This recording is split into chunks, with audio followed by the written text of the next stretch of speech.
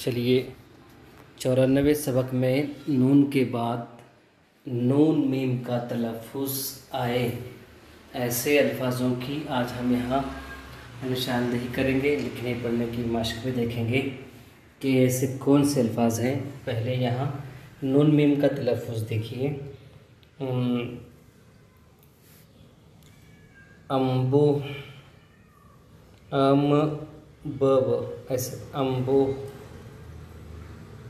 امبا، امبا، اسے نون کو پڑھیں گے امبا. یہ دمبا، دمبا کے بعد امبار، امبار.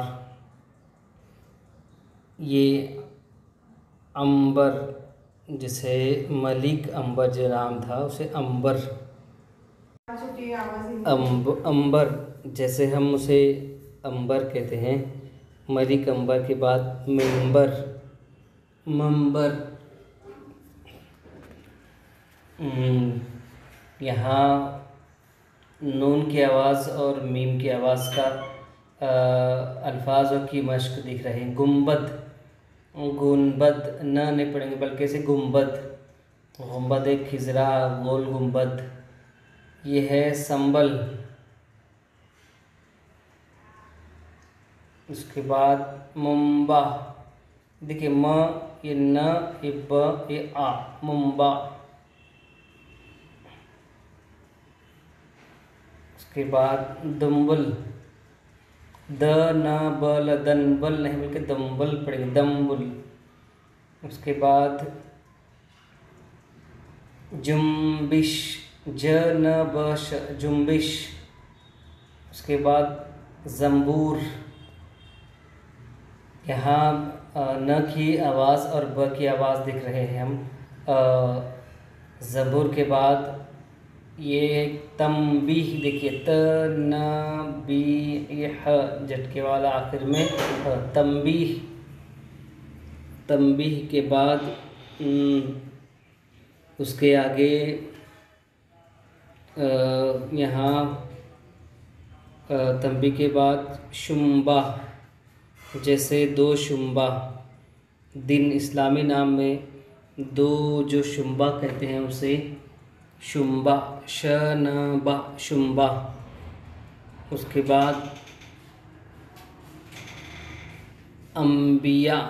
دیکھیے ا ن ب یا، انبیاء ایسے نہیں بلکہ یہ انبیاء پڑھیں گے، انبیاء. اس کے بعد ہے انبساط، انبساط، ا ن ب سات، انبساط. اس کے بعد انبساط کے بعد استنبول، استنبول ملک کا نام. یہاں استنبول کے بعد یہ لفظ ہے زنبل، زنبیل. ایسے 94 سبق میں نون کے بعد جو بے کے بعد نون میم کا جو تلفظ آتا ہے ایسے الفاظوں کی مشق ہم یہاں دکھ رہے ہیں. جیسے امبو، امبا، دمبا، امبار، امبر، ممبر، گنبد، سنبل، منبا. یہاں دمبل، جنبش، زنبور، تنبیہ، تنبیہ، شنبہ. یا یہ ت ن بی ب یا کے گھر اور شنبہ. انبیاء ن کا نقطہ برابر ن کے گھر میں انبیاء. انبساط س کے 3 گھر برابر. انبساط کے بعد استنبول، اس کے آخر میں زنبیل.